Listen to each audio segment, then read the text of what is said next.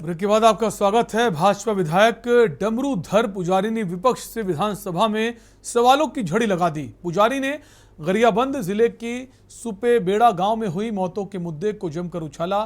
सरकार पर हमला करते हुए पुजारी ने पूछा कि दूषित और स्वच्छ जल पीने से हुई बीमारी के कारण दूषित व अस्वच्छ जल पीने से हुई बीमारी के कारण विगत 3 वर्षों में कितने लोगों की मृत्यु हुई है।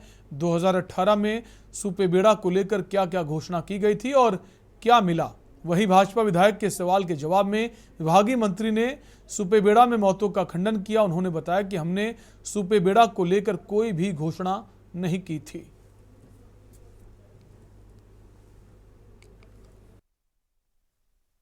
जी, निश्चित तौर पे सरकार बनने के बाद स्वास्थ्य मंत्री के साथ में हमारा सम्मिलित रूप से सुपेबेड़ा का दौरा का कार्यक्रम था, जहाँ पे वहाँ के लोगों की मंशा अनुरूप तेल नदी से हमने घोषणा की थी कि वहाँ तेल नदी को स्रोत बनाते हुए 9 गाँव को लेते हुए समूह जल प्रदाय योजना बनाई जाएगी। शुरुआती दौर पे राजमत से पूरी योजना को बना के तैयार किया गया, सर्वे हुआ पूरे 9 गांव का। और क्योंकि तेल नदी में पानी का ठहराव हो, इसके लिए एक डैम सिंचाई विभाग से डैम निर्माण का भी वहाँ पर काम शुरू हो गया है। जल जीवन मिशन के अंतर्गत खास करके सुपेबेड़ा में किडनी के प्रभावित होकर के लगातार मृत्यु हो रही है। लगभग 81 लोगों की मृत्यु हो चुकी है और मुख्य कारण उसमें बताया जाता है पानी का जो दूषित होना। यदि पानी उनको स्वच्छ पिलाना है तो स्वयं ये मंत्री गए वहाँ पर, जो पीएचई मंत्री है, स्वास्थ्य मंत्री, और जाकर के 19 में जाकर के उनके द्वारा वहाँ पर घोषणा किए। उसके बाद में टेंडर प्रक्रिया है और आज तक टेंडर प्रक्रिया चल रही है। छत्तीसगढ़ विधानसभा के मानसून सत्र के दौरान अनियमित संविदा दैनिक वेतन भोगी कर्मचारियों के नियमितीकरण का मामला उठा। चर्चा के दौरान पक्ष और विपक्ष में तीखी नोकझोंक हुई, जिसके बाद विपक्ष ने मुख्यमंत्री के जवाब से असंतुष्ट होकर सदन से वॉकआउट कर दिया। विपक्ष ने अनियमित संविदा दैनिक वेतन भोगी कर्मचारियों के नियमितीकरण का मामला सदन में उठाकर सरकार से पूछा कितने कर्मचारियों को नियमित किया गया है। बीजेपी विधायक सौरभ सिंह ने कहा कि 2006 का निर्णय है सुप्रीम कोर्ट का कि अनियमितीकरण हो ही नहीं सकता था। जन घोषणा पत्र से लोगों को गुमराह किया गया। सदन में मुख्यमंत्री ने आश्वासन देते हुए कहा कि मैं निर्देशित करूंगा कि जल्द से जल्द कमेटी की बैठक आयोजित की जाए, अभिमत की प्रक्रिया तेज की जाए, साथ ही जिन विभागों से जानकारी नहीं आई है वहां से जानकारी जल्द बुलाने के भी निर्देश दूंगा। आज सदन में जितने भी छत्तीसगढ़ के जितने भी विभाग में दैनिक भोगी कर्मचारी हैं, उनके ऊपर प्रश्न लगा और इस सरकार ने अपने घोषणा पत्र में यह कहा था कि उनका नियमितीकरण किया जाएगा। यह दुर्भाग्य की बात है कि 3 साल और 2 महीने में सरकार को एजी ऑफिस से अभिमत ही नहीं मिला। कब तक हो पाएगा नियमितीकरण? जैसे कि माननीय मुख्यमंत्री जी ने ही जानकारी दी, सदन में समिति बनी हुई है और निश्चित तौर पे हमारे सरकार की माननीय मुख्यमंत्री जी की मंशा है कि जो हमने अपनी जितनी भी बातें हमने अपने जन घोषणा पत्र में हमने रखी, उसको हम अवश्य पूरा करेंगे। भाजपा युवा मोर्चा ने बीच सड़क पर धान का रोपण कर अनोखा प्रदर्शन किया है। गौरतलब है कि पंखाजूर तहसील से सिविल अस्पताल जाने वाली मुख्य मार्ग इतना जर्जर है कि लोगों का चलना भी दूभर है। वहीं बारिश के चलते मुख्य सड़क भी कीचड़ में तब्दील हो चुकी है। ऊपर से भारत नेट के ठेकेदार द्वारा जगह जगह पर गड्ढे कर दिए गए हैं, जिससे नाराज होकर भाजपा युवा मोर्चा ने भूपेश सरकार के खिलाफ नारेबाजी कर मुख्य सड़क पर ही धान की रोपाई कर दी। भाजयुमों ने सरकार को चेताते हुए कहा कि नहीं सुधरे तो बीच सड़क मछली पालन भी करेंगे।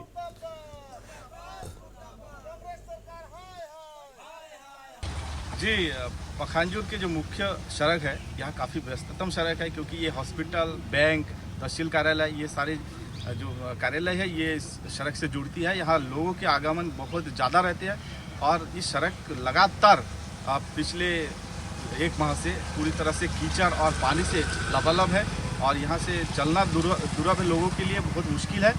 और इसके चलते कई बार हमने जो है यहाँ के प्रशासनिक अधिकारी और यहाँ के जनप्रतिनिधियों को भी अवगत कराया कि यहाँ के जो लोगों को असुविधा हो रहा है सड़क से चलने के लिए, मगर किसी ने इस पर कोई सूद अब तक नहीं लिया है, जिससे मजबूर होकर आज भारतीय जनता पार्टी के युवा मोर्चा के सभी साथियों ने यहाँ सड़कों पर धान लगाकर एक विरोध प्रदर्शन किया है। अब खुद देख सकते हैं रोड का जो स्थिति है, ये पखानजोर के हॉस्पिटल के मुख्य सड़क है और धान की दूर की बात हम ये चाहते हैं कि इस रोड में मछली पालन भी करेंगे, क्योंकि आप देख सकते हैं जितने भी कीचड़ है उससे ज़्यादा हज़ारों गड्ढे हैं।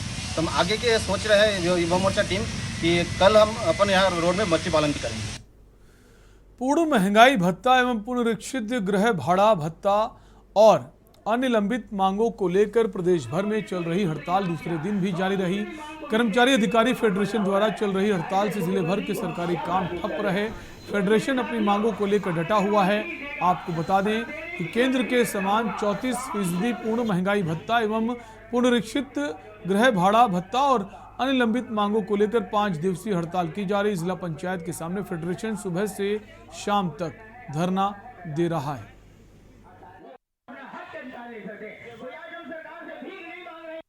काम बंद हड़ताल पूरे प्रदेश में 146 विकास खंडों में 29 जिलों में लगातार जारी है। पूरे प्रांत से हमारे पास रिपोर्ट है।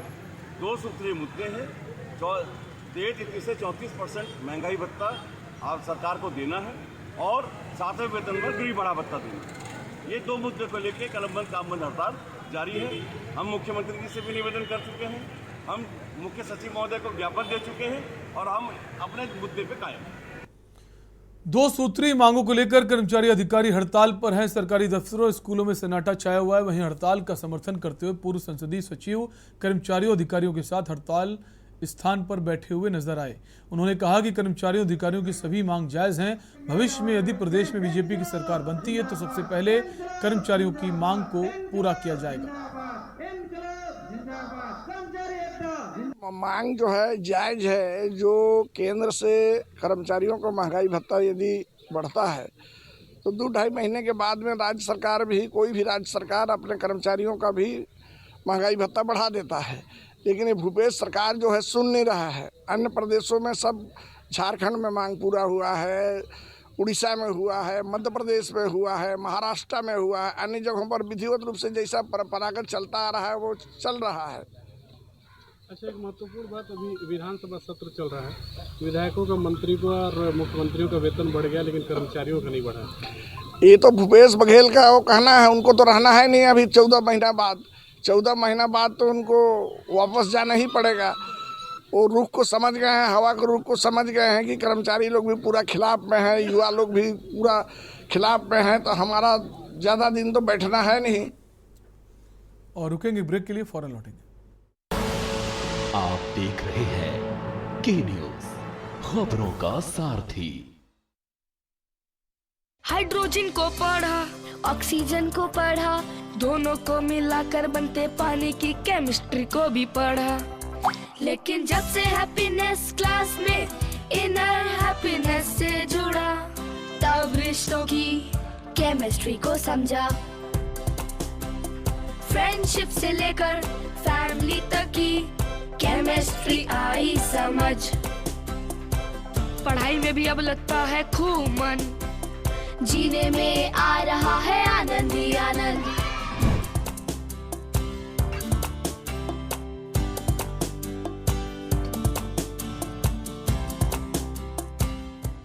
दिल्ली के सरकारी स्कूलों में पिछले 4 साल से हैप्पीनेस क्लास चलाई जा रही है। बच्चे और टीचर्स बताते हैं कि हैप्पीनेस क्लास की वजह से बच्चे पढ़ाई पर फोकस करने लगे हैं और पेरेंट्स बताते हैं कि बच्चे अब उनकी ज़्यादा रिस्पेक्ट करने लगे हैं। हैप्पीनेस क्लास के 4 साल पूरे होने के मौके पर दिल्ली सरकार 14 जुलाई से 29 जुलाई तक हैप्पीनेस उत्सव मना रही है। आप भी अपने नज़दीकी स्कूल में आएं और हैप्पीनेस उत्सव का हिस्सा बने।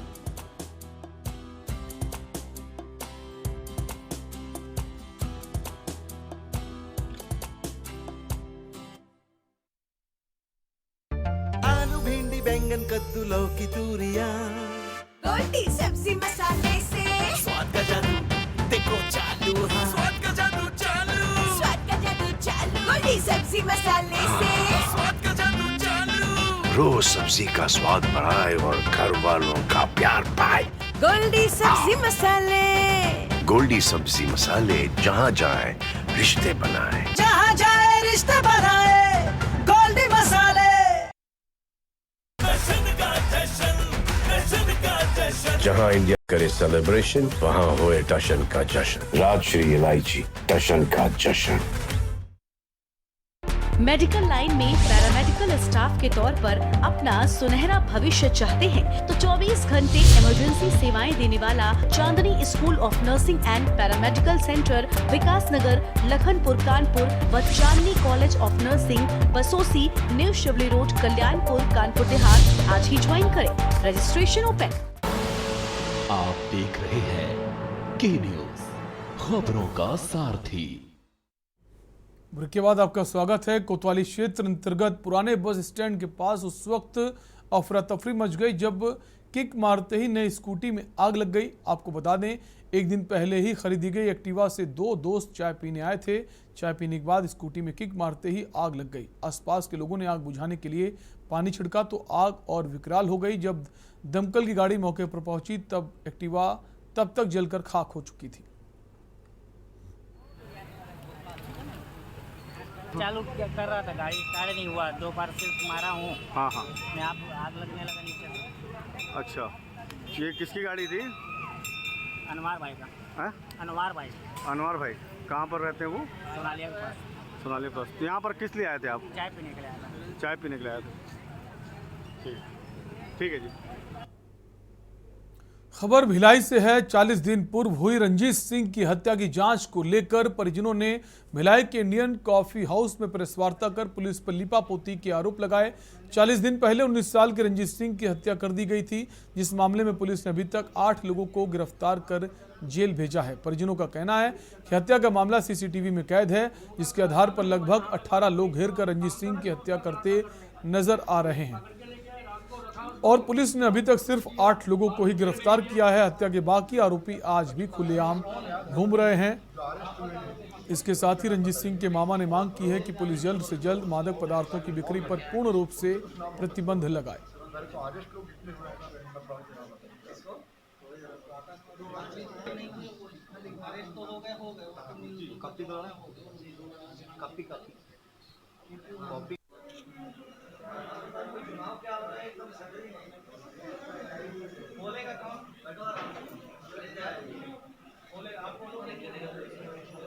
ये बोलेंगे और मारे जो FIR नहीं लिखा है डर के मारे, है ना, घर पे इलाज हो रहा है, ये भी पता चला, है ना। तो मैंने थाने में मैं गया, बोला जांच हो रही है, इस करके मैं समय देख लो 1.5 महीना निकल गया, है ना। 3 महीना के बाद चार्जशीट पेश होती है, उसके बाद 8 लोग को पकड़ के अंदर कर दिया गया। इसमें वीडियो आप लोग को दे दी गई, अभी वीडियो दिया हूँ मैं, है ना। और मैं तो ये समझ रहा था कि पुलिस वालों के पास वीडियो है, क्योंकि साथ में वीडियो भी लिए थे। पुलिस वालों के पास क्या है, छोटी वीडियो, पूरी वीडियो नहीं, पूरी वीडियो मैं दे दूँगा उनको भी। और इसमें 18 से 20 लोग हैं। ये हमारी यही मांग है प्रशासन से, हमारा पूरा सहयोग करें और इस जो ये केस है इसका निष्पक्ष जांच होनी चाहिए, है ना। पूछताछ होनी चाहिए कि वहाँ मोहल्ले वालों की पूछताछ होनी चाहिए, यहाँ जो घूम भी रहे हैं जो है। हाल ही में नारी निकेतन अधीक्षिका के वायरल हुए वीडियो पर अब प्रशासन पर सवाल उठने लगे हैं। अधीक्षिका कल्पना रथ वायरल वीडियो में महिला एवं बाल विकास द्वारा चलित नारी निकेतन में रहने महिलाओं का शोषण करती दिखी थी, जिसके बाद प्रशासन पर सवाल उठने लगे। पिछले कई समय से अधीक्षिका वहां रहने वाली महिलाओं को खाना मांगने पर मारना, निजी काम नहीं करने पर गंदी गालियां देना और दिन भर अपनी देह मसाज करवाने जैसे कृत्य किया करती थी। फिलहाल मामले में जांच के आदेश के बाद अधीक्षिका बर्खास्त चल रही हैं।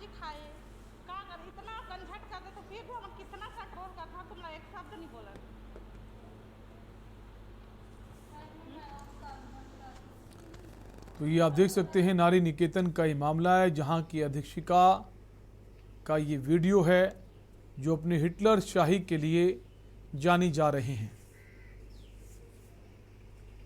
वहां की जो महिलाएं हैं उनसे अपने व्यक्तिगत निजी काम करवाती हैं और ना करने पर उनके साथ गाली गलौज करती हैं।